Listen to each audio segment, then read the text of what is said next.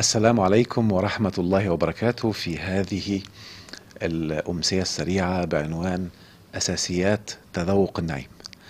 اسمحوا لي في البداية أشكر الأستاذة هند محمد على المبادرة الرائعة اللي هي عاملاها، مبادرة نيو تايم لاين أو خط حياة جديد.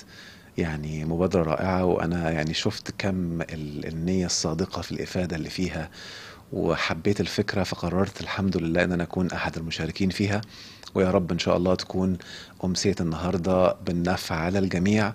وعايز أكد في البداية أن الأمسية دسمة، يعني أنا هحاول قدر الإمكان خلال الساعة دي أقول أكبر قدر من المعلومات اللي ممكن تفيدك. في معلومات هينفع أوضحها، وفي معلومات هتبقى تفتيح في العقل عشان تبحث وراها لو أنت عايز بجد تكون مجتهد علشان فعلا تتذوق النعيم. فالنصيحة بتاعتي إنك رقم واحد دلوقتي تكون مجهز ورقة وقلم، وانا يمكن حتى ما فيش قدامي ورقه، بس انا ماسك القلم عشان يعمل لك ايحاء عقلي بسرعه تكون مجهز قلم. رقم اتنين، يفضل لانها فيها شويه معلومات قد تكون صادمه وتقيله عقليا للبعض، فيفضل تسمعها مره واثنين وثلاثه علشان يبقى باذن الله الاستفاده بتاعتها تتحقق، وان شاء الله تكون بدايه اساسيه ليك لتذوق النعيم بصوره رائعه. هتكلم النهاردة في النقاط الرئيسية لتذوق النعيم في 14 نقطة. في نقاط هقف عندها وهطول شوية، وفي نقاط هقولها سريعا عشان تبحث وراها وهوضح فيها بعض التوضيحات البسيطة. أول حاجة إن أنت مهم يبقى عندك إدراك عالي لبعض المفاهيم العقلية. يعني إيه الكلام ده؟ لأن الإنسان علشان فعلا يعيش النعيم ده أعلى حاجة في الكون. فإذا أنت مفكر إنك عشان تعيش النعيم كده يلا نص ساعة وهوب هعيش النعيم، ولا عصاية تك هتخبطها هتعيش النعيم، أو هتروح تاخد كورس ويلا تطلع منه عايش النعيم وتلاقي رفرفة النعيم ترفرف، أو تبقى عايش بأجنحة النعيم، فاعرف إن أنت واهم. في محتاج جهد، وهنعمل الجهاد الحق اللي هو الجهاد بالنفس، مش جهاد النفس زي ما وضحتها مرة في حلقة من الحلقات، علشان تبذل الجهد لكي تعيش النعيم حرفيا. وأصعب أنواع الجهاد هو الجهاد العقلي، ان انت تكون بتنسف مفاهيم متأصلة انت عايش فيها بقالك فترة، ولكن للأسف انت تظن ان هي حقيقية وهي لا تمت للحقيقة بصلة. فأول حاجة هنتكلم فيها مفهوم أو الفرق بين النعيم والجحيم. أنا أول نقطة هنتكلم فيها في حوالي 9 أفرع كده، ألف ب ت ج، ألف ب ج د ز ه واو معايا، نقاط فرعية، وبعد كده هقول نقطة رقم 2. خلاص، فنقطة ألف، الفرق بين النعيم والجحيم. يعني إيه نعيم ويعني إيه جحيم؟ عشان تبقى فاهم أنت رايح فين أصلا. ببساطة النعيم هو الاستمتاع بالرزق، والجحيم هو المعاناة والألم بالرزق. حلو؟ يعني مش لازم يكون واحد عنده فلوس كتير انت شايفه وعنده شهرة وعنده علاقات ويكون عايش نعيم. بالعكس، ممكن يكون ده سبب جحيمه، ممكن تكون شهرته سبب جحيمه، ممكن تكون أولاده سبب جحيمه. وبالتالي مهم تكون فاهم ان النعيم معناه ان الرزق اللي عندي هو اللي انا مستمتع بيه. يعني هقولك معلومة قد تكون صادمة للبعض، ان كل اللي جاي دلوقتي وعمال يسمع وعايز يكون عايش النعيم عنده كمية رزق غير طبيعي حواليه، ولكنه مش عارف يعيش النعيم، مش عارف يستطعم ويعيش النعمة دي. حلو كده؟ فمهم تكون فاهم ان ده خطأ من عندك، وهنتكلم فيه في التفاصيل اللي جايه ان شاء الله وفي النقاط الجايه. احنا لسه في نقطة رقم 1 ب. مهم تبقى فاهم ان النعيم بيحصل في 3 خطوات ليه: متعة، ثم سعادة، ثم نعيم. يعني ايه الكلام ده؟ يعني انا طبيعي كلنا بنستمتع، اي حد بيعمل اي حاجة سواء ايجابية او سلبية، حتى الشهوات فيها متعة، ولكن المتعة اللي لا تستمر الدين نهى عنها. خلاص؟ المتعة المستمرة وكل مرة بتزيد هي دي اللي الدين حث عليها لو خدناها من ناحية دينية. بعد كده استمرار حالة المتعة هو سعادة.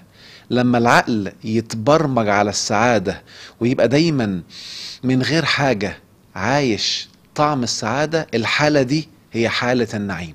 حلو كده؟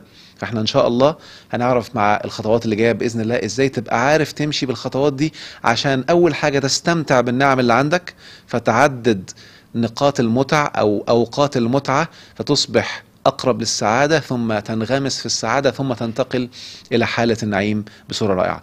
النقطه جيم، مهم تبقى عارف انا يمكن مسمي انواع الجحيم او انواع النعيم قصدي لنوعين رئيسيين، كل نوع منهم بينقسم لثلاث اقسام. انا عندي كورس من الكورسات الاساسيه في الاكاديميه او في منهج النعيم اسمه اسرار النعيم، فانا هختطف بس الحته دي منه عشان تبقى فاهم بالظبط انواع النعيم، فتبقى عارف انت وصلت لايه ولسالك ايه وانت ماشي ازاي. ففي اول نعيم، نعيم السكينه والسكون اللي هو السلام الداخلي. حلو كده، نعيم السكينة، ان انا كل ما يتعلق بحالة السكينة والسكون، ده نوع من انواع النعيم.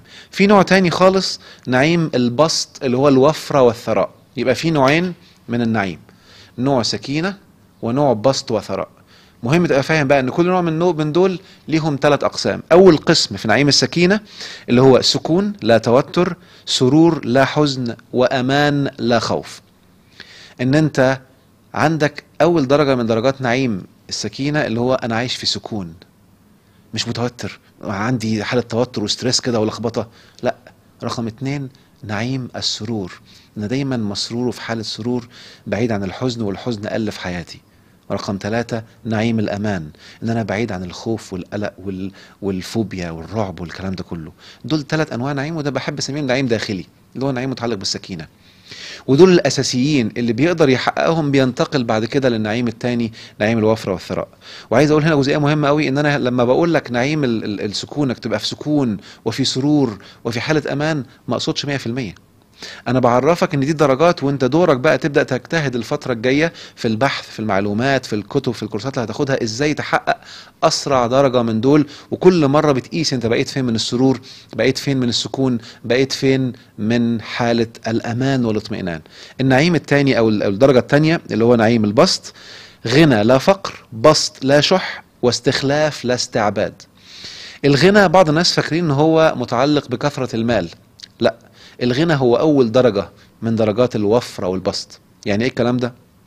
يعني لما تكون مش محتاج لحد من بره، مش محتاج لحد عاطفيا، مش محتاج لحد يمدحك ويقول لك كلمة حلوة، مش محتاج حد يحبني، مش محتاج حد يساعدني في حاجة معينة، مش محتاج حد يديني او ينفق عليا مال، دي اسمها غنى، انك مستغني الان. حلو كده، انا لا احتاج لاي مخلوق الا الله. عشان كده الدعاء الشهير، اللهم اني فقير اليك. يعني ايه فقير اليك؟ يعني انا محتاج ليك انت بس. انا فقير الى الله بس انا مش فقير. كلمة فقير دي كلمة سلبية. افتقر الى يعني محتاج حاجة. احنا كلنا على الدوام محتاجين للاله، ولكن مش محتاجين اي مخلوق من بره. حتة مهمة، ده مش معناه الاستغناء عن البشر، لا. ده معناه ان انا مش محتاجهم، مش هموت من غيرهم، ولكن وجودهم ده زيادة اشكر عليها فتزداد متعتي ويزداد سعادتي وسروري. حلو كده، يبقى انا مش محتاجهم، اقدر انطلق، بس هم وجودهم بيزودني انطلاق ويزودني، فهو اضافة ليا مش حاجة انا هموت من غيرها. البسط لا الشح، ان انا عايش في نعيم البسط، ان ربنا بسط الرزق من كل الاتجاهات، العلم والوعي والجمال والعلاقات والفلوس والسعادة والافكار والالهامات والى اخره. فانا عايش في هذا النعيم. الشح اللي هو حالة عارفين لما نجيب اسفنجة ونضغطها فتفرغ الماء اللي فيها، فلما تسيبها تبقى هتموت وتمص اي حاجة حواليها، دي اسمها الشح. وده اللي بيحصل للنفس، اللي ربنا امرنا ان احنا نزكي النفس عشان نقي نفسنا شح النفس. ومن يوق شح نفسه، لان لما تبقى النفس شحيحة مصيبة، ربنا يحميكم منها يا رب ويعافيكم يبعدكم عنها. بيبقى الانسان في حالة اشتياق وتعلق شديد بالماديات، بالشكل، باللبس، لو طلعت حبايه في وشه يتجنن، لو شعره حصل فيه حاجة يتجنن. ده في حالة شح، نفسه الان في حالة شح، وهو ابعد ما يكون لهذا النعيم، نعيم البسط ونعيم الوفرة والثراء. اخر درجة او النقطة الاخيرة اللي هو نعيم الاستخلاف، مش نعيم الاستعباد. نعيم الاستخلاف معناه ان ربنا ممكن ليك في شغلك، في حياتك، في اسرتك، وركز معايا، ممكن ليك فوق الظروف.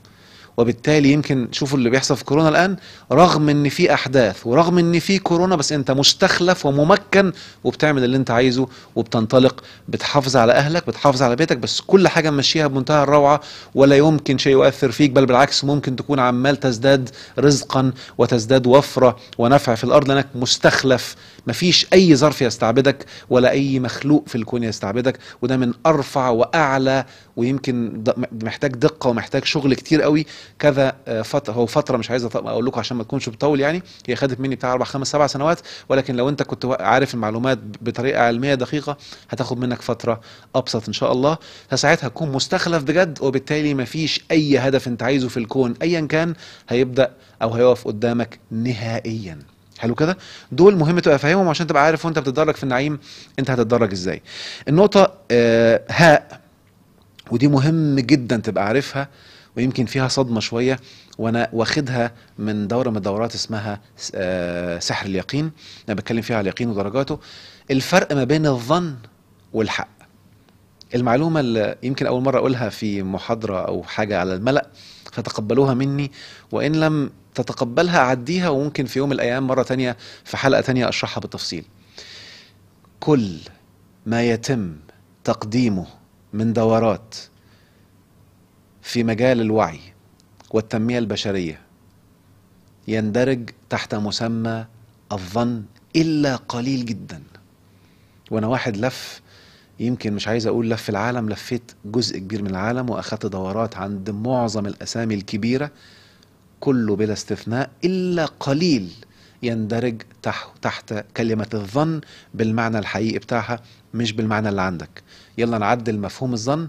الظن عندنا في المعنى العامي معناه ان انا اظن، يعني شاكك، ولكن في المعنى القرآني معناه شدة الاعتقاد، اللي احنا بنسميه الايمان في المعنى العامي، او بنسميه اليقين بالمعنى العامي، بس كلمة اليقين في القرآن معناها مختلف. المهم، فكلمة ظن، اني ظننت اني ملاق حسابيه، الظانين بالله ظن السوء عليهم دلالة السوء، اللي هو متأكد ان ربنا هيجيب لي مصيبة، او اني ظننت اني ملاق حسابيه فهيخش الجنة، ده كان متأكد ان ربنا هيحاسبه، هيقابل ربنا يوم القيامة. فكلمة ظن في القرآن معناها الاعتقاد الشديد. فكل البرامج بتاعت التوكيدات والافرميشنز وحفر القناعات والخيال عشان تحفرها في العقل اللاواعي، وانك تعلي ذبذباتك عشان تعلي استحقاقك، كل ده يندرج تحت كلمة الظن. وده درجة من اول درجات، لسه فيه 5 درجات فوقيها بتكلم فيها بالتفصيل بعدين، بس انا عايزك تبقى عارف الحتة دي. ليه بقى؟ عشان تكون فاهم ان الظن لا يغني من الحق شيئا. فلو انت عايز تعيش النعيم بجد لازم ما تكونش بتعمل حاجة تتعارض مع الحق، وإلا كل اللي انت واخده من دورات هيكون زي قلته. بمعنى السيئة، ربنا قال من قوانين الحق، وده أعلى من كل اللي انت خدته قبل كده أو من كل قوانين الظن، وجزاء سيئة بمثلها. خلاص، ده قانون حق. لو خدت دورات الكون عشان تيجي لك حسنة وانت بتعمل سيئة زي قلتها. ليه؟ قانون الحق سائد، وربنا بيحكم الكون بالحق. ركز معايا، الكون كله محكوم بقانون الحق، اللي انا مسميه يمكن في دوره من الدورات اسمه قوانين الاستحقاق. ده اعلى 1000 مرة من كل القوانين المدروسة او اللي تم اكتشافها حتى هذه اللحظة. فمهم تكون مركز بقى ان انا مش عشان اعيش النعيم يبقى انا خدت دورات كتير وخدت معلومات كتير، لا، في قوانين الحق. يعني مثلا اللي بيمشي بالغيبة والنميمة ده اسمه في القرآن مجرمين، والمجرمين ربنا دايما بتخليه عايش في ضيق رزق، وعايش في معاناة، وعايش في ألم. فانت لو بتغتاب، عشان كده ركزت كذا مرة وبقول يا جماعة انتبهوا، لا غيبة لا نميمة. اتكلمت عنهم بصورة طويلة جدا ان دول من اكبر الحاجات اللي بتنسف الاستحقاق، وانا نفسي عانيت منها. لما زمان كنت عمال ادرس مش واخد بالي وبجرب في حاجه ناقصه، لما قعدت ادرس الاستحقاق واطلعه من المعلومات واشوف كل الناس بيتكلموا عنه ازاي، وفهمت المعلومه دي، اكتشفت ان كان في مصيبه احنا مش واخدين بالنا منها. ماشيين بنعمل بحاجات سيئات تجذب لحياتنا مشاكل ومصايب، واحنا فاكرين ان احنا بنطبق صح. يعني اذكر مره، ودي حته الظن بقى، الشيطان بيلعب في الظن لعب، او بيلعب بالناس لعب كبير في موضوع الظن ده. ازاي؟ مرة كنت عملت حاجة عن موضوع أو حلقة تقريبا كنت اتكلمت فيها عن موضوع الغيبة والنميمة والكلام ده كله، فراح واحد مقابلني في المسجد في مرة قال لي على فكرة أنا عارفك يا صايع. قلت له تعالى بس تقول لي بس صايع إيه؟ قال لي لا أنا طلعت صايع قوي. قلت له في إيه؟ قال لي أنت عمال تتكلم وعمال تحذر الناس من الغيبة والنميمة عشان تحمي نفسك، عشان ما حدش يتكلم عليك كده وتبقى انت ماشي زي الفل وتقعد في الهبد بتاعك وفي الهجس بتاعك ده وما حدش يعمل لك حاجة. قعدت اضحك، قلت له والله العظيم سبحان الله، ده الشيطان ده بيلعب بالناس لعب. قال لي يعني ايه؟ قلت له هو مين اللي بيقول لا غيبة ولا نميمة، انا ولا الاله؟ قال لي ايه؟ قلت له ربنا سبحانه وتعالى الله في كتابه اللي اسمه القرآن وفي الكتب السماوية كلها مش اتكلم عن النميمة وقال كده نهانا عن النميمة. هربت بس مني الآية ولا يغتب بعضكم بعضا، مش ده نهي قرآني؟ قال لي اه. قلت له بقى ربنا منزل الآية عشان يحميني انا ولا ده قانون كوني؟ قام ساكت. قلت له هو الشيطان بقى يجي يقول لك كده اوبا احمد عماره منزلها علشان انت ما تغتبوا؟ يا عم ما تغتبش انت خلاص، نفس كلام ربك، انسى مين اللي بيقولها لك. وبعدين خد بقى عندك الحته دي، هو انت ما تعرفش ان بقوانين ربنا في الاستحقاق ان لو حد اتكلم عليك سلبي انت بتعيش في جنه؟ يعني اقسم بالله العلي العظيم وانا بحلف بالله الدرجات اللي حصل فيها قفز في حياتي في درجات النعيم كانت فيها قنوات فضائيه كامله طلعت اتكلمت سلبي عني لانهم فهموا غلط وفهموا بطريقه سلبيه. فاذا حد اتكلم عليك سلبي وانت واعي للقوانين بتشكر ربنا عليها هترتقي. بس انا بيصعب عليا ان ارتقي على سيئات حد، فبقول لك يا اخي ما تغتابش، قول حتى انا مختلف معاك، قول المعلومه اللي انت بتقولها غلط بس ما تغتابش، ما تتدخلش في الشخص لان دي بتشوه عندك الادراك وبالتالي تبعد عنك النعيم. فانت امشي بالحق وانتبه لقانون الحق وقانون الظن. النقطه اللي بعد كده، وعايز هنا بصحيح اقول نقطه مهمه جدا جدا جدا، اسمحوا لي بس انبه عنها شويه، ان الظن زي ما اتفقنا اللي هو قلنا بقى بمعناه القراني شده الاعتقاد. اذا عايز تعيش النعيم بحذافيره وتبقى ضايقه خطوه بخطوه تتدرج فيه، مهم تكون مستعد ان في ديناميت هتقابله في الطريق هينسف وهيزلزل معلومات انت كنت متاكد مليار في الميه ان هي صح وهي لا تمت للدين بصله. لأن كلمة الظن معناها الحقيقي إن أنا متأكد تأكد جامد جدا من معلومة بس أنت مش عارف هي جات لك منين، وأنت ما تأكدتش من المصدر الحقيقي للمعلومات اللي هو الكتاب السماوي اللي ربنا أنزله علينا، بس عشان خدتها من أجدادك ومن آبائك فأنت بقيت متأكد تأكد وهمي، ده اسمه ظن، بأنك متأكد بس هش. عشان كده اللي باني معلوماته الدينية أو معلوماته الحياتية على ظن بتلاقيه لو سمع كلام بتلاقيه ترج كده وتخض وفيه وبيحس إن كأن الدين بيتفرتك.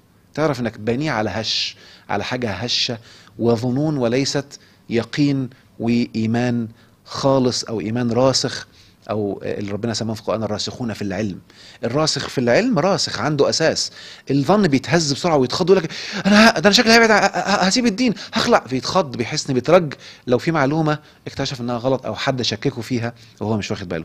فمهم تكون واعي كويس جدا ان في معلومات هتكلم فيها دلوقتي واحنا لسه بنتكلم في النقاط هتصدم اساس يقيني عندك، بالنسبه لك هو يقين ولكن هو ظن غير مبني على حقيقه. ويمكن في الحلقه دي انا هزود شويه جرعه ان انا في يعني دايما بتحاشى اطلع معلومات كده عشان ما يحصلش يعني اذى للاخرين غير مستعدين. فانا النهارده هطلع شويه وهبين لكم بعد شويه الاذى ده بيحصل ليه. فمهم تكون واعي، زي مثلا ايه في القران بتقول ايه. يعني بعض الناس عندهم ظن يقول لك ايه ده النعيم في الاخره، ده كلام فاضي، ده ظن. مين قال كده؟ اذا كان انت انعم انعمت وانعمنا، الايات كلها بتتكلم عن النعيم والانعام. صراط الذين انعمت عليهم في الماضي، صباح الفل. انت مخك فين؟ يعني بص كده لما ربنا في القران يقول ايه، عارفين الآية اللي آخرها الآية بسم الله الرحمن الرحيم بتقول إيه؟ إذا زلزلت الأرض زلزالها ألهاكم التكاثر حتى زرتم المقابر. ركز معايا كده، كلا سوف تعلمون ثم كلا سوف تعلمون. كلا لو تعلمون علم اليقين لترون الجحيم. وطبعا عشان كده انا دايما بحذر بقول انتبه من الموروث، لان في حاجات كتير ممكن تبقى غلط، فكون حذر عشان تطلع المعلومات وتبقى شايف الصح من الغلط، ما تاخدوش كله على انه صحيح. فهم زمان كانوا شايفين النعيم في الاخر، وان اللي هيعيش النعيم ربنا هيسأله وهيطلع عينه يعني. فانتبه كده، اللي عنده علم اليقين سيرى الجحيم. وكلمة يرى في القرآن معناها عين البصيرة مش ينظر. خلاص، ألم ترى كيف فعل ربك بأصحاب الفيل، ألم ترى إلى السماء الإبل كيف خلقت. ترى يعني معناها شغلت عقلك وشفت بعين البصيرة. حلو كده. وبالتالي لترون الجحيم معناها انك لما تبقى عندك علم يقيني هتبقى شايف الجحيم. يعني مثلا شايف ان اللي بيغتاب ده مصيبته مصيبة، او ان اللي ماشي في الطريق ده اخرته كارثة، فانت شايف الجحيم. فاللي شايف الجحيم بيقرب منه؟ مستحيل. طب لما بقى شايف الجحيم وبقى يرى الجحيم ايه اللي هيحصل؟ هيبقى بعيد عنه، فدايما هيبقى عايش فين؟ ايوه اديك قلت اهو، لترون الجحيم ثم لترونها عين اليقين يومئذ بقى، يعني في التوقيت ده، ثم لتسألن يومئذ عن النعيم. اي انسان بيأتيه علم اليقين والعلم بيبقى موقن جواه حقيقي من غير اي شوائب ومن غير موروث متلاعب فيه ومن غير وسطاء في النص، ببيان ربنا بينه لك لما تكون بتتبع الاساليب الحقيقيه، ايه اللي هيحصل؟ سترى الجحيم، فلما تراه مستحيل هتقع فيه، وساعتها ستسأل عن النعيم. ستسأل عن النعيم معناها الناس يسألوك، اللي حواليك يسألوك، يبدأوا يتعرفوا منك، مش معناها عقاب ولا جحيم ولا تعالى بقى ده انا ربنا هيحاسبك عن النعيم. مين قال كده؟ تسأل عن النعيم يا اخي، تسأل مبني للمجهول. يومئذ لما تبقى شايف الجحيم ستسأل عن النعيم، لانك بقيت عايش فيه ومستمتع فيه. فهمت قصدي؟ النقطة اللي بعد كده، احنا لسه في رقم 1، ادراك الايجو العلمي. مهم تكون فارق او عارف، لان خلي بالكوا دي حته مهمه جدا، وانا بتكلم على الحاجات دي كلها اللي بتعرقل اصلا انك تمشي في طريق النعيم. انك لما تبقى مش واخد بالك من الايجو العلمي، الايجو العلمي لما بيجي عند الناس بيجي في كذا درجه. اول درجه اول ما تسمع معلومات تطلع تتكلم فيها وتتمنظر من غير ما تكون بتطبق، او ان انت تكون معلوماتك العلميه قليله. يعني مثلا معلومات ابتدائي وتسمع معلومه من ناس بتوع اعدادي او متوسط، فتطلع تحاربهم، ايه ده كلام فاضي وتتريق عليهم. ده اسمه ايجو علمي. الايجو العلمي بيدمر حياه صاحبه. وهديكم مثال بسيط لانه بيحصل كتير في الحياه، وهيحصل ممكن النهارده في المعلومات اللي جايه بعد شويه.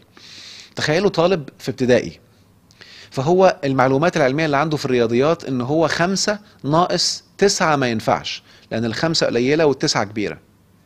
فهو معدي في المدرسه، عدى على صف مثلا اولى متوسط او اولى اعدادي، حلو. فسمع راجل جوه بيقول، المدرس بقى، زي ما انتوا عارفين يا اولاد ان 5 ناقص 9 ينفع، والناتج بتاعها هنستخدمه في المعادله اللي جايه. الطالب هيعمل ايه؟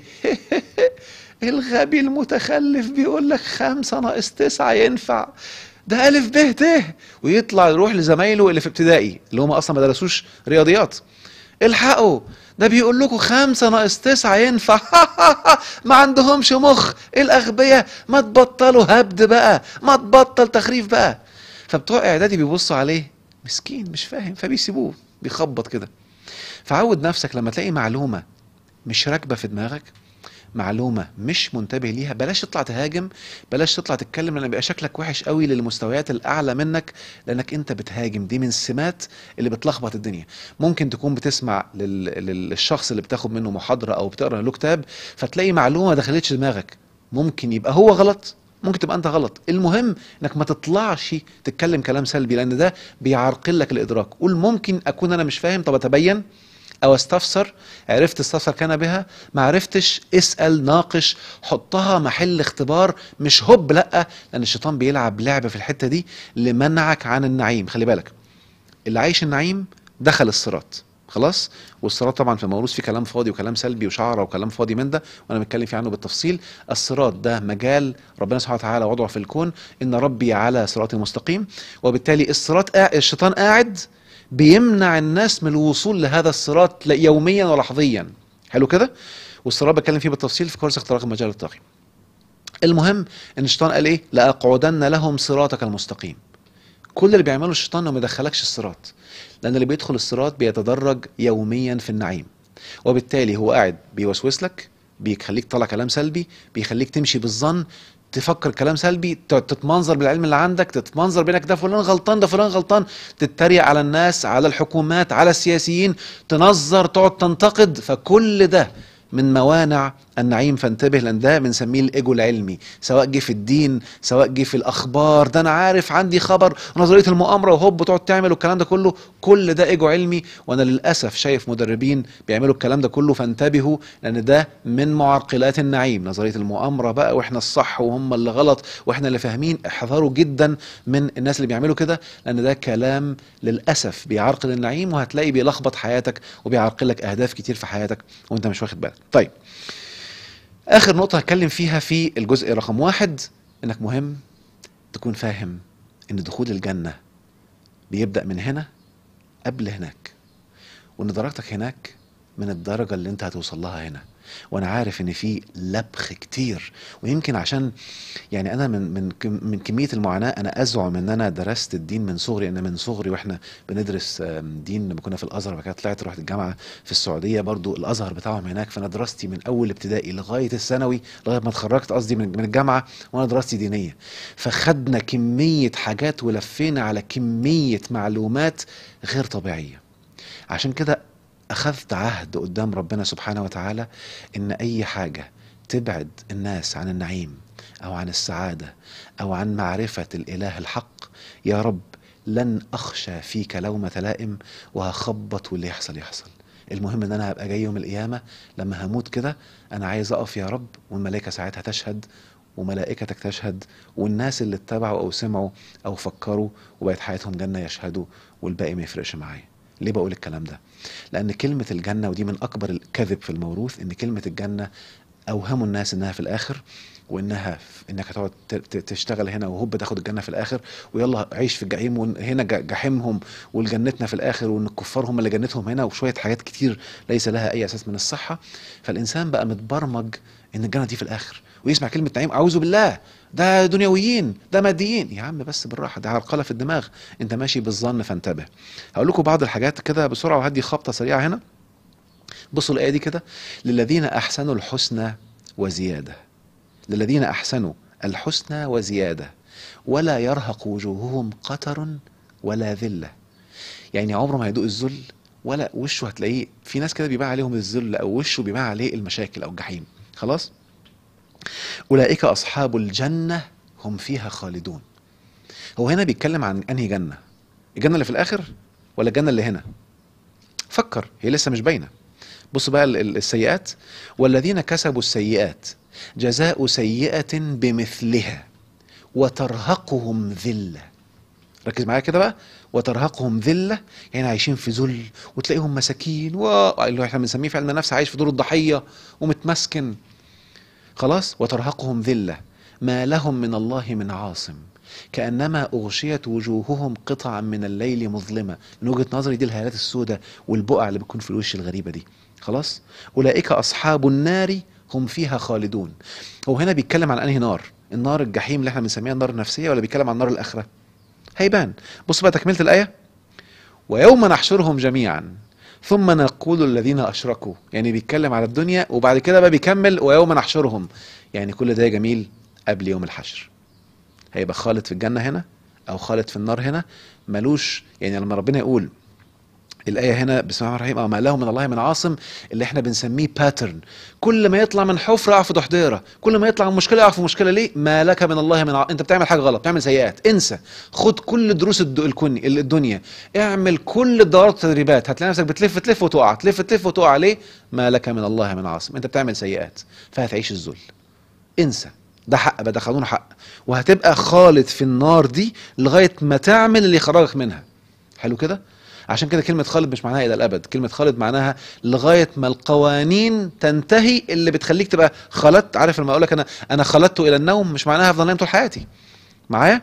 وبالتالي مهم جدا ان التفسيرات والمعاني دي تم تحريفها وتغييرها، فغيرت ادراك كتير، وفي ايات كتير جدا. هديكم بس حته كمان فيها عشان موضوع الظن ده مهم قوي للي عايز يعيش النعيم. كلمه ثواب، كلمه ثواب، وهرمي خبطه كده بسرعه وهجري. كلمه ثواب هي نفس المعنى بتاع كلمه ثياب، ولكنها مختلفه في الدلاله، او مختلفه في المعنى بتاعها، اقصد في المفهوم بتاعها. اي شيء مضموم دايما في القرآن تعرف انه لجوه، ومفتوح تعرف انه لبره. بمعنى ايه الفرق بين خلق وخلق؟ دي مضمومه ودي مفتوحه. خلق يبقى من جوه، وخلق يبقى من بره. فالخلق شكل الجسد، والخلق شكل النفس. حلو كده؟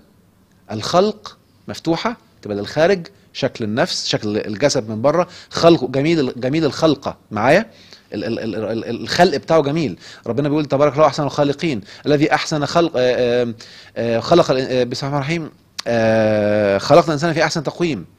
اللهم كما جملت خلقي او كما حسنت خلقي فحسن خلقي. فالخلق هو الشكل الخارجي، والخلق هو شكل النفس من الداخل. طب الثياب والثواب: الثياب هو الحاجة المادية اللي تلبسها من بره على الجسد، وركز معايا بقى.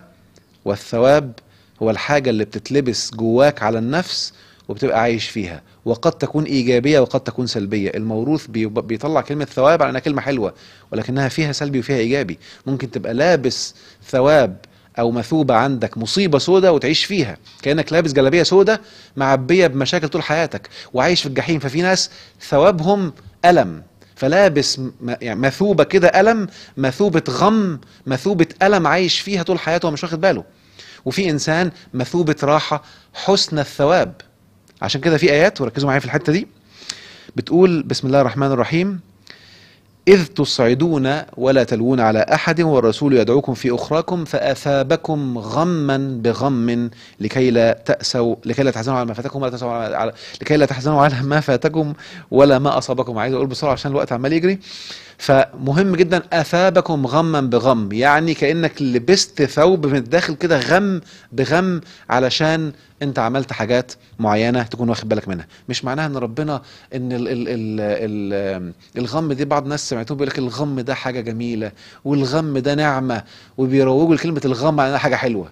لا، ده ثوب بس ملبوس من الداخل على النفس من جوه. برضو في آية تانية في القرآن: قل هل أنبئكم بشر من ذلك مثوبة عند الله من لعنه الله وغضب عليه وجعل منهم القردة والخنازير وعبد الطاغوت أولئك شر مكانا وأضل عن سواء السبيل. فهو بقى في ثواب. مثوبة بقى معناها شدة أو مبالغة في تكديس الثوب الأسود اللي في الداخل عن النفس فيعيش في جحيم. فمش معنى كان كلمة ثواب كلمة إيجابية، فانتبه. أنا بس بدي أمثلة عشان تبقى تراجع حساباتك في كل المفاهيم اللي جاية في الدين، فيها حاجات كتير متوارثة غلط. فكن حريص إذا أردت فعلا أن تعيش النعيم. ولما تلاقي حد بيقولك معلومة قد تصدم البناء العقلي اللي عندك، ما يجيش شيطان بسرعه يخوفك. لا، فكر، ما ممكن تكون المعلومه دي ايه المشكله؟ يعني معلش، يعني نفترض ان الثواب دي طلعت غلط، خلاص ايه علاقه ده بالدين يعني؟ هو الواحد اللي قالك كده قالك خلاص ما فيش اله ولا ما فيش اخره؟ وبالتالي قد انسان يبقى عنده راي يصيب او يخطئ، المهم تكون مخك متفتح، تفهم، تاخد ما يناسب، تترك الباقي عشان تبدأ تعيش النعيم. دي النقطة رقم 1. نقطة رقم 2: التحكم في الافكار. ما تتخضش، ال 14 هيجوا، بس انا دي كان اهم حاجه لازم اركز عليها، لان دي موانع العيش في النعيم. لو انت فيها صدقني ستحرم لسنين طويله. انا عن نفسي قعدت فيها اكتر من 12 او 13 سنه من عمري بعاني لغايه ما نفضت كل الكلام ده، واعتبرت نفسي جاي من ابيض وهبدا اعرف كل حاجه from the scratch من الاول. المعلومه اللي هتخش جت منين وليه ومين اللي قالها ودليله، أقنعني كان بها، ما أقنعنيش بالسلامة، شكرا. وبالتالي تبدأ تهيئ نفسك إذا كنت فعلا عايز تعيش النعيم بجد. رقم 2: التحكم في الأفكار. وركز بقى معايا هنا عشان دي برضو من النقاط اللي هقف عندها شوية. يعني ايه التحكم في الأفكار؟ هقول قصة بسيطة وركز فيها كويس. لو أنا النهاردة قلت لك أنا عايزك تعمل لي جيم، وأنا دلوقتي مستثمر ممكن اصرف ملايين على الجيم دي، لو الجيم عجبتني، اللعبة اللي انت هتصنعها لي، انت بقى بروجرامر كده بتعرف تبرمج وتعمل جيم والعاب، لو انت عملت لي الجيم دي انا هدي لك فيها ملايين لو عجبتني. انا عايز الجيم دي تكون يعني لعبة عربيات، هتعمل ايه؟ مثلا هتحط طرق وتجيب عربيات، تعمل بقى عربية نوعها كذا، مرسيدس، بي ام دبليو، بنتلي، 4 باي 4، معرفش مين، تخينة صغيرة رفيعة، صح؟ ايه تاني؟ ممكن تعمل بقى طريق في الصحراء، في الرمل، طريق في الجليد، طريق في شوية شتاء، صح؟ ماشي، ايه تاني؟ هفضل بقى ماشي بعربية كده؟ ولا تعمل لي حاجات تطلع عشان ابعد، عشان ابدأ استمتع بقى، افادي في حاجات انت بتعملها اللي اسمها معرقلات عشان تبدأ تطلع. ايوه، ركز بقى معايا. لو بصينا للكون كله عشان تعرف تعيش النعيم، لازم تكون فاهم ان الكون ربنا خلقه بنفس الفكرة. فالكون ده ربنا سمالنا الحياة اللي احنا عايشينها لعبة، وعشان يبقى في لعبة في حاجات بتطلع عشان تتفاداها. الحاجات اللي بتطلع دي اللي اسمها الشيطان في الدين. فربنا امر الشيطان يعمل كده علشان انت تنجح في اختبارك، وإلا ما كانش في اختبار اصلا لو ما فيش شيطان. لو انت ماشي بالعربيه كده على الطريق مفيش حاجه تطلع لك، ما في فين اللعبه؟ فين مهارة التحكم في الافكار؟ ركز معايا في المعلومة التقيلة جدا اللي جاية دي. انت بقى ككيان حقيقي، انسى جسدك لانك انت مش الجسد. انت ككيان حقيقي قبل ما يتركب لك الجسد، اي فكرة بتطرأ في ذهنك بتصبح واقع in no time, instantly، لحظيا، آنيا، بمجرد ما تطرأ الفكرة في مخيلتك. يعني ايه الكلام ده؟ يعني لو انت فكرت دلوقتي في نار هتبقى جوه النار وهتتلسع بالنار. لو فكرت دلوقتي في جنة هتبقى جوه الجنة وهتعيش في الجنة. فكرت في ان حد مات هيموت في ساعتها، حد عاش هيتعاش في ساعتها، جالي عربية هيجيلك في ثانية، لا وقت. ده انت الحقيقي. بس كده مصيبة. ليه؟ لو انت ما كنتش متدرب على التحكم في الافكار والتحكم في العمليات العقلية دي، كارثة. هتعيش من جنة لنار، نار، وبعدين وانت في النار انت ملسوع، فانت عمال تحس انها بتوجعك فتوجعك اكتر، هتحس ان جسمك بيتقطع يقطع، بص تكتك، هتخش في دوامة غير طبيعية. يوم ايه اللي حاصل بقى؟ ربنا سبحانه وتعالى يحطك في الجسد ويحطك في الحياة اللي بتعمل وقت ما بين خيالك وما بين التجلي في الواقع، الوقوع. عشان كده هو اسمه واقع، هو وقوع ما هو اللي جوه برضه. حلو كده. واحنا في الكورسات بنقول لك بقى بص على اللي بره الواقع تعرف اللي جوه، عشان تظبط اللي جوه فيتظبط اللي بره تاني. فركز معايا بالله عليك عشان المعلومه دي مهمه وخطيره جدا جدا جدا. انا اتحطيت في الجسد بيعرقل، بيعمل ليميتيشن، بيوقف، والحياه اللي احنا عايشينها دي بتوقف. فبالتالي المسافه او الوقت ما بين الفكره اللي بتجيلي وانها تصبح في الواقع بتاخد لها وقت. وربنا ادانا ترمومتر بيخليني اعرف دلوقتي حالا نوع الافكار اللي جوه هو المشاعر. وبالتالي ما ينفعش اول ما المشاعر السلبيه تحصل افضل بقى اعيش في المشاكل وافكر اكتر واعيش اكتر واتالم اكتر. بالعكس، انتبه عشان اتحكم في افكاري واوجهها. يوم ايه اللي يحصل؟ يوم بعد يوم بعد يوم توجه افكارك، توجه افكارك، توجه افكارك، لغايه ما يتسجل في عقلك ان انا المتحكم في الفكره. يتسجل في عقلك ان انا اللي حاكم كل الافكار اللي جوايا. وركز معايا هنا عشان في هنا صدمه للاسف من الموروث للاسف، الله يسامحهم. وهي دي اللي اسمها الحكمه. الحكمه اعلى درجات التحكم، ملهاش علاقه بالوعي خالص. خلاص. ومن يؤت الحكمه فقد اوتي خيرا كثيرا وما يذكر الا اولو الالباب. يعني ايه الكلام ده؟ هتتحكم اولا في افكارك، فبعد شوية هتتحكم في مشاعرك لأن المشاعر تابعة للأفكار، فبعد شوية هتتحكم في واقعك وهي دي الجنة حرفيا. يوم ايه اللي يحصل بعد كده؟ خدت الوقت بتاعك، انتهى اختبارك في الدنيا، يتفك الجسد عن النفس، نهارك فل. لو كنت متحكم هتعيش الجنة اللي انت عايزه، هتتخيله سيصبح واقع وانت متحكم تماما. وعمر ما هتجيلك فكرة سيئة ولا فكرة سلبية عشان انت قعدت متدرب سنين عمرك على التحكم في الفكرة. واللي ما اتدربش بقى جحيم وجحيم. فهمت قصدي؟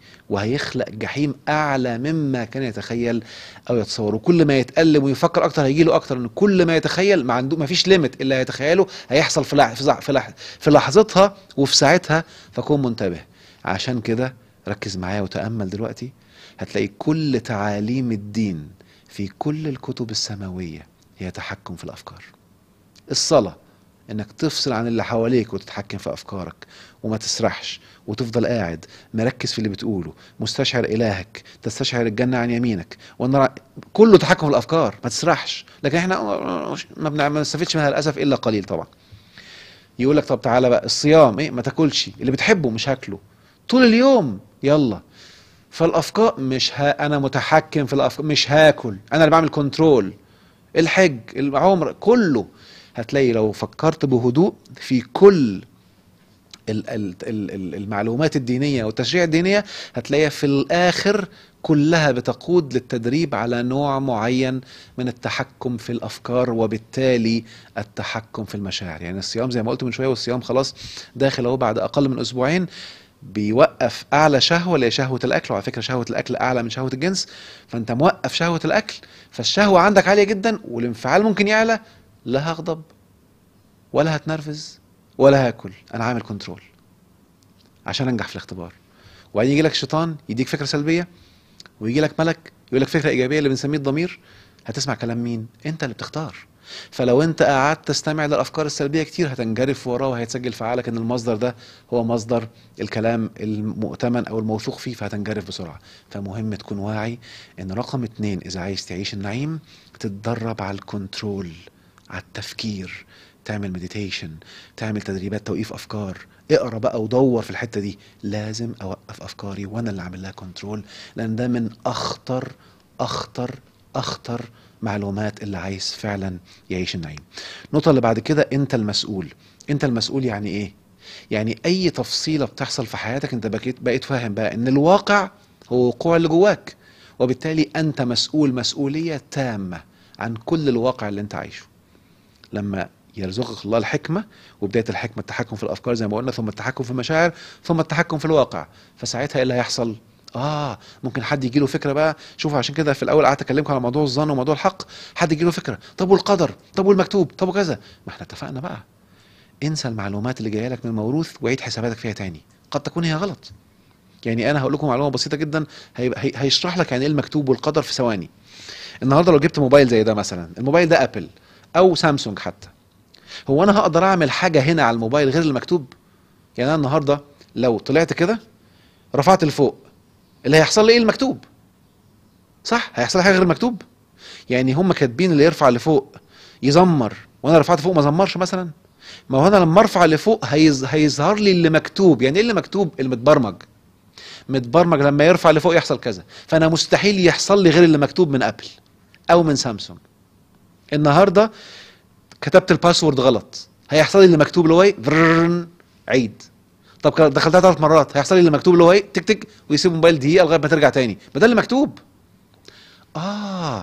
يعني ايه اللي مكتوب؟ يعني انا مش هيحصل لي غير اللي مكتوب، والاتنين مكتوبين. لو عملت كذا يحصل لك المكتوب بتاعها، ولو عملت كذا يحصل لك المكتوب بتاعها. فخلي بالك بقى، فكل اللي هيحصل لك هو المكتوب، وانت مسؤول عن المكتوب اللي انت اخترته. وصلت؟ فكله مكتوب، بس انت اللي عملته، عشان كده هتتحاسب عليه، وده قدرك. يعني عشان كده ربنا قال انه فكر وقدر فقتل كيف قدر. قدر، اعوذ بالله. هو الناس بتوع بقى الموروث المتشدد بقى يقول لك اعوذ بالله، قدر، اعوذ بالله، القدر بيد ربنا. يا عم انت ما قريتش القران ولا ايه؟ في ايه؟ ده ربنا بيقول فقتل كيف قدر، يعني هو قدر غلط، وبالتالي هو فكر واخذ باسباب سيئه فحصل له القدر السيء، وربنا بيحاسبه على القدر اللي هو اختاره. انت اللي عملت كده. يعني انت النهارده ما تزعلش مني مثلا لو انت النهارده، عشان برضو افهم كلمه قدر، لو انا النهارده مسكت خمره، لو انا شربتها انا هخلي قدري بعد دقيقه سكر. ما انا اللي عملت القدر ده وهتحاسب عليه. ليه؟ لان انا خدت بمقدار الخمره اللي يعمل السكر، ما ده قدر. وبالتالي كلمه قدر ومكتوب انا شارحها بالتفصيل في حلقات مع حلقات الفيديو، يمكن 3 حلقات ورا بعض. اسمع، عشان كل ده لخبطه لازم تتفكك في عقلك اذا كنت عايز تعيش بجد في قدر النعيم. نقطه رقم 3، قلنا انت المسؤول، فمهم تكون واعي بقى ان اي مشكلة انت فيها سببها حاجتين كررتها كتير جدا، اما نقص معلومات او معلومات مغلوطة. فمهم تكون فاهم. يعني هديكم معلومة بسيطة جدا، الكون ربنا خلقه بقانون الضدين، يعني فقر غنى، صحة مرض، سعادة تعاسة، نعيم جحيم، جنة نار. خلاص؟ لو انت في دي يبقى انت ناقصك معلومات عن دي، او عندك معلومات غلط عن دي. يعني لو حد عايش في الجحيم مثلا، مخنوق متألم، ممكن يبقى عنده معلومة مغلوطة ان اصبر واحتسب، وهو ده اللي ربنا كاتبه لك، وفي الاخر هتخش الجنة. دي معلومة تودي في داهية اساسا، لان مستحيل يكون حد بيطبق دين صح وعايش في جحيم، عشان تبقى عارف يعني. وبس شوف برضو عمال انبش لك في دماغك اهو، عشان هتلاقي معلومات ايه بجد، والقصص عماله تطلع لك وانت صغير طلعت لك. لا، انتبه، لا يمكن تكون بتطبق الدين صح اللي ربنا نزله الحقيقي وتبقى عايش ولا درجة من درجات ايه؟ الجحيم. فهمت قصدي؟ يبقى عايش درجة، يبقى في حاجة غلط، ظبطها تتظبط على طول. وحاجة تانية كمان، ممكن تكون عندك معلومة ناقصة، انا ما اعرفش ازاي اعيش النعيم، انا عرفت خلاص انا عامل حاجة غلط بس ما اعرفش ازاي اعمل ايه. فتبحث بقى، يبقى قرايتك ودراستك تدويرك اللي انت هتعمله يكون كله في الاتجاه ده. فلازم تكون فاهم ان انت المسؤول. لكن طول ما انت قاعد تقول هم المسؤول، مسؤولين، بابا المسؤول، الظروف المسؤولة، البلد، العملة، كورونا، هتفضل تقول مسؤول. خليك بقى زي ما انت. لكن لو قلت انا المسؤول، فهتبقى مدرك ان انا ربنا مديني القدرة دلوقتي لو انا بعبده من دون الظروف، ساعتها ايه من دون الظروف دي؟ لو بعبد الله وتصرف الظروف، هتبقى هيجي لك، هو هيظهر لك كل اللي يطلعك بمنتهى القوة. عشان كده هننتقل لنقطة رقم 4 اللي هو قانون الأخذ والعطاء. ودي نقطة مهمة قوي قوي قوي. ربنا خالق الكون بقانون الأخذ والعطاء، اللي هو إنك تاخد وتعطي، تاخد. عارفين نقدر نسميها الإدخال والإخراج، نقدر نسميها النفع والاستنفاع. المهم هتخرج وتدخل، تخرج وتدخل، تخرج وتدخل. خلي بالك بقى، انا قصدت اقول الاخذ والعطاء، ولكن لو جينا نفكر هو مين فيهم قبل مين؟ اخد الاول وبعدين ادي، ولا ادي الاول وبعدين اخد؟ دي الحتة اللي ملخبطة ناس كتير. فانا هقولك فيها قاعدة: اللي عايز يعيش الجحيم هو اللي هيبقى عايز ياخد الاول عشان يدي، واللي عايز يعيش النعيم سيعطي الأول ثم يأخذ.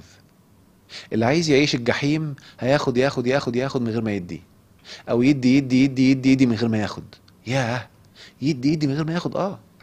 فاكرين لما قلت لكم انا كنت نزلت تسريبه كده من كورس مدمن نجاح، اللي بيعمل تطوع وبيسيب وقته كله في عز الشباب ويخرج يعمل اعمال تطوعيه كبيره وبيقضي ايام وشهور في العطاء عطاء وما بياخدش حاجه، نهاره مصيبته مصيبه، لانه بيعمل قوانين الجحيم حرفيا. يعني ايه الكلام ده؟ يعني المفروض يا باشا اللي هيعمل تطوع يكون مركز وبيعمل نفع، بيعمل خير وياخد ويدي وياخد ويدي، وبعدين يعمل شغل ويكبر، ياخد شوية عشان يعمل استفادة اكبر فيبقى العطاء بتاعه اعلى، وبعدين يكبر اكتر اكتر فيبدأ يوازن. لكن عطاء عطاء عطاء بس في ريعان الشباب دي مصيبة.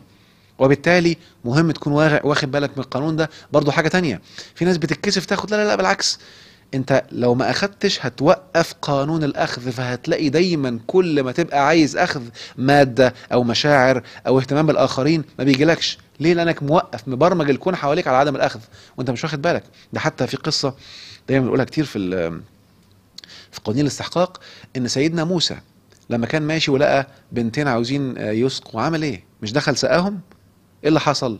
لما رجعوا له قالوا له ان ابي يدعوك ليجزيك اجر ما سقيت لنا. ده رسول، ده رسول، ده الطبيعي. لكن احنا بقى في الموروث بقى، لا عيب، ما يصحش، ازعل منك. مين قال كده؟ ممكن تبقى انت اللي بتعملها من وجهة نظرك زيادة، ان انت بتعمل حاجة مخالفة للطبيعي، ان انت لا انا مش عايز، بس الاصل انا باخد. وبالتالي مهم تكون فاهم بقى، اللي عايز يعيش النعيم لازم يكون بيركز على الانفاق من اللي هو عاوزه. عاوز ياخد سعادة يدي سعادة اكتر، عاوز ياخد معلومات. وحتة مهمة خلي بالكوا، زمان عشان بعض الناس دلوقتي عندهم لخبطة في الحتة دي بالنسبة للمعلومات. زمان كان، او قبل ما اقولك زمان هقولك مثال وارجع لك لزمان. لو قلت لك النهاردة انت مثلا بتشتغل في وظيفة وبتاخد المرتب فيها سين، نفترض مرتب $1000 في الشهر، بقالك سنتين، حلو، $1000 شهريا. وبعدين سمعت ان في معلومات عند واحد في دولة تانية هتسافر لها 20 يوم سفر، وهتقعد عنده بتاع شهرين عشان تاخد المعلومات دي، وبعدين ترجع تاني 20 يوم. يعني 20 يوم و20 يوم 40 يوم، وقعدت شهرين هناك 60 يوم، ادي 100 يوم. حلو. فانت سافرت وقعدت وعمال تاكل وبتصرف على اكلك وشربك وبتاخد منه المعلومات وبترجع. انت كده صرفت قد ايه؟ انت وقفت عملك 100 يوم، انت كده صرفت $100,000 وانت مش واخد بالك. هما زمان كانوا عايشين كده، كان اللي عايز ياخد معلومات كان بيسافر ويوقف كل حياته وبيطلع يصرف طول الطريق اكل وشرب وعلى الجمال، سفر ايام وساعات اشهر، ويروح هناك يتصرف في سكن ويروح يمسح ويكنس. وكان بيروح ساعات للعالم يغسل له هدومه ويقف معاه ويحميه ويبقى بيحرسه وهو ماشي وهو رايح وجاي وبيساعده في كل حاجاته عشان ياخد علم. فكان زمان بينفق، بس انفاق اكتر مليون مرة من دلوقتي، بس انت من بره مش واخد بالك. دلوقتي العلم اتطور، فبقى مبالغ بسيطة اونلاين، عمال تاخد من هنا، تقرا كتاب من هنا، الكتب بقت مطابع في كل حتة. كان زمان اللي عاوز ياخد كتاب كان بيروح يقعد يكتبه كله، يدخل كده ويجيب ورقة وقلم وورق كتير ويقعد يكتب الكتاب عشان ياخده معاه. شفت الانفاق عامل ازاي؟ وقت قد ايه؟ دلوقتي انت بتاخد نسخ موجودة بملاليم، دلوقتي موجودة في كل حتة. وبالتالي مهم تكون مركز. اللي عايز يعيش النعيم ما ينفعش يبقى عايش على فتات المجاني. العلم اغلى من الاكل. تخيل بقالك 20 سنة ما بتاكلش الا من موائد الرحمن، او ماشي عمال تاخد، حد سايب اكل هنا، بواقي اكل من هنا، حد مطلع حاجة لله هنا. ينفع كده؟ ينفع واحد يبقى عايز يعيش النعيم وهو قاعد حتى ما استفادش من المعلومات المجانية عشان يطور نفسه فيصرف فياخد الأعلى؟ وبالتالي مهم تبقى عارف إذا عايز تعيش النعيم، مهم تكون مدرك إن المعلومات اللي بتوصل بصورة قوية للنعيم ممكن تكون في أماكن ودورات محتاجة جهد وساعات سفر كمان. وإن للأسف في حتة خطيرة لازم تكون فاهمها، إن بعض المعلومات اللي ممكن تكون بتتحط هنا أو هنا ممكن تكون معلومات بسيطة ناس بينزلوها عشان يبقوا صدقات لعلمهم مثلا، او معلومات هم مجمعينها من مصادر ما دفعوش فيها فلوس. يعني بعض الناس للاسف ممكن يروح يحضر دوره وعشان يتمنظر قدام الناس بالعلم المجاني او بالايجو العلمي يقوم بيطلع المعلومات اللي هو خدها دي بصوره مجانيه وينزلها، فلا هو استفاد ولا ده استفاد ومش واخد باله. مهم الانفاق، فمهم جدا تكون مركز في الحته دي. النقطه اللي بعد كده كمان الدقه الشديده، ومهم تركز قوي في الحته دي. يعني ايه الدقه الشديده؟ وركز معايا عشان فيها صدمه شويه. الدقة بتحميك من الألم النفسي. يعني النهاردة مثلا لو أنا قلت أنا قاعد 4 ساعات مع مجموعة من أصحابي أو مع زوجتي أو مع عيلتي، وبعدين 4 ساعات بنلعب ونتحرك ونضحك ومستمتعين جدا، وفي دقيقة قامت زوجتي قايلة كلمة زعلتني. لو أنا دقيق هقوم قايل إيه؟ أنا قعدت مستمتع 4 ساعات كاملة، وفي دقيقة زوجتي قالت كلمة زعلتني لمدة 3-4 دقايق ونص. فكده هيتسجل في عقلي ايه؟ ان عندي 4 ساعات كاملة من المتعة، ودقيقة ونص او 4-5 دقايق من الزعل للكلمة اللي زوجتي قالتها. الانسان اللي مش متدرب على الدقة هيقول لك ايه؟ بوظتي اليوم، خربتي الدنيا، بوظتي لي اليوم، بوظتي لي مودي، اليوم باظ. ده الانسان اللي بيعمم مش دقيق. فالدقة عكسها التعميم.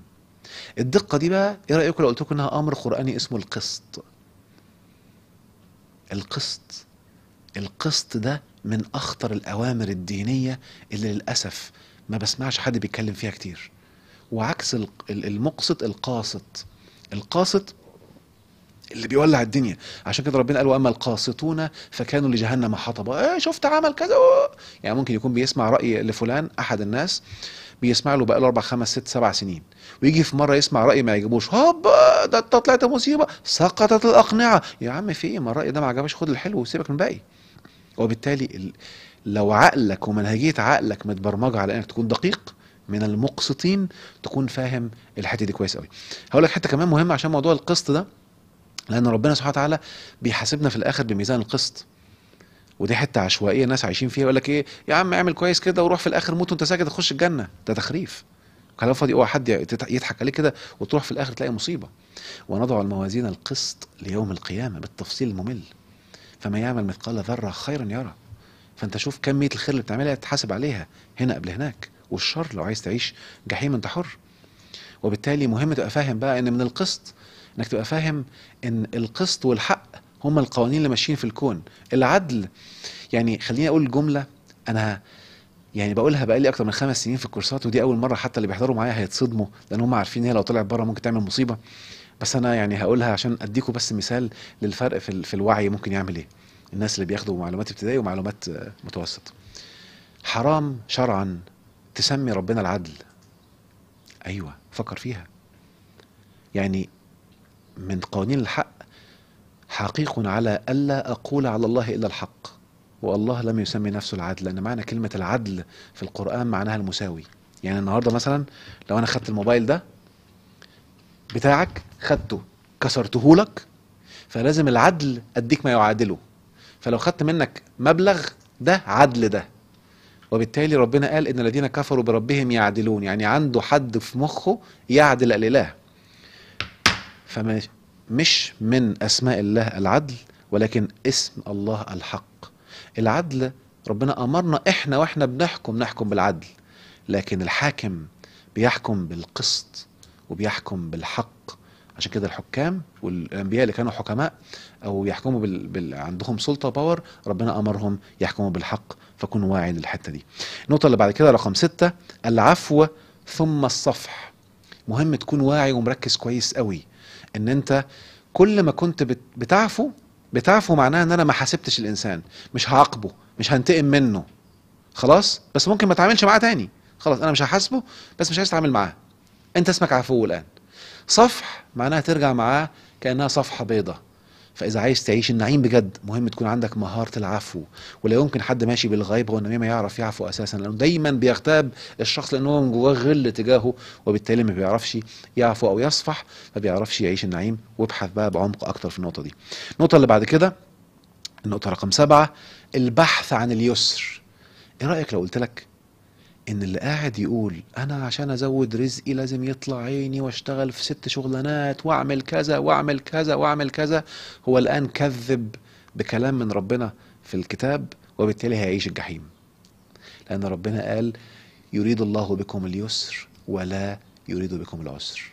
فلو انت مصدق الكلام ده هتعرف ان اسهل شيء في الكون عمايل الفلوس. اسهل شيء في الكون انك تعيش نعيم. اسهل شيء في الكون انك تعيش بمشاعر رائعة. كل ما بحثت ومخمخت ازاي اوصل بيسر، بس كده هيجي لك الهامات بيسر غير طبيعي.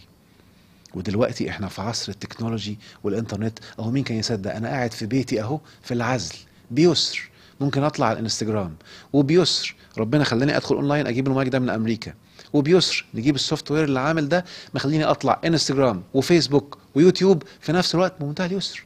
شوف كام الف واحد النهارده بيتفرج عليا، ممكن يعدوا 100,000 دلوقتي حالا بيتفرجوا على ما اليوم يخلص، يعني يسر.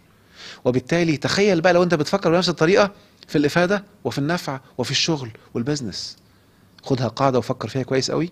العالم كله، يمكن قلتها بقى لي 5 6 سنين وبعيدها تاني، العالم بيتجه من البرودكتيفيتي الانتاج الى السيرفيسز الخدمات. والخدمات هتلاقيها بتكسب آلاف المرات اكثر وبيسر اقل، وبيسر بسهوله وبجهد اقل اقصد، بيسر وبتقدر تفيد بيها اكبر عدد من الناس. فركز في الفتره الجايه على اليسر وعلى السيرفيسز اذا عايز تعيش نعيم الوفره. بعد كده تحويل المعلومه لواقع.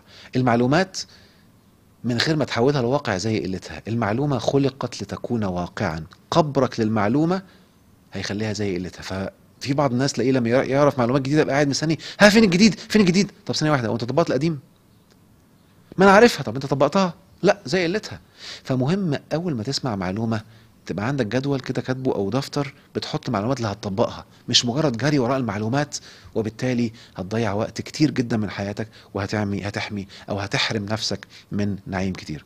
نقطة رقم 9، اتعلم الطاقة. مش هطول فيها كتير بس اقرا. وانا الفترة الجاية ان شاء الله احنا قاعدين فاضيين في الحظر، فانا اللايفات الكتير الجاية باذن الله هتعمق اكتر في معلومات عن الطاقة. اللي عايز يستفيد اكتر باذن الله او اللي لسه مش قادر يشترك في الدورات باذن الله هتفيدك خطوة بخطوة ان شاء الله الرحمن. بس اقرا وابحث ودور، عشان الطاقة منظور مختلف تماما.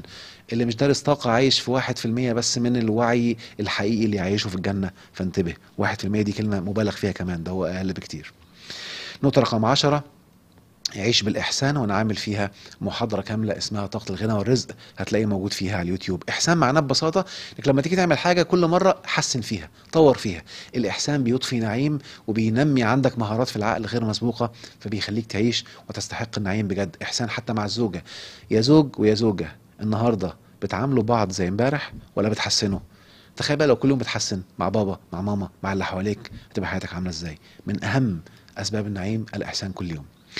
انك تعيش اللحظة هنا والآن، ودي مهمة قوي ودايما بضرب فيها مثال قوي، ان العيش في اللحظة بيوقف الألم. زي ما حصل مع نسوة يوسف، من كتر ما عايشين اللحظة ومركزين هنا والآن قطعوا ايديهم من غير ما ينتبهوا، ومن كتر تركيزهم حتى على طاقة الجمال قطعوا ايديهم فلم يستشعروا الألم. وبالتالي مهم جدا تكون مركز انك تعيش اللحظة. النقطة اللي بعد كده، عيش بالكايزن. ابحث عن الكايزن. الكايزن نظرية يابانية معناها تدرج، هتخليك بإذن الله تتدرج أعلى وأعلى. النقطة 13، تصور ذهني، تخيل. والنقطة 14، كن مراقبا. هنوقف وهعمل حلقة تكملة إن شاء الله بكرة هقول فيهم ال4 نقاط الأخيرة. أراكم بألف خير.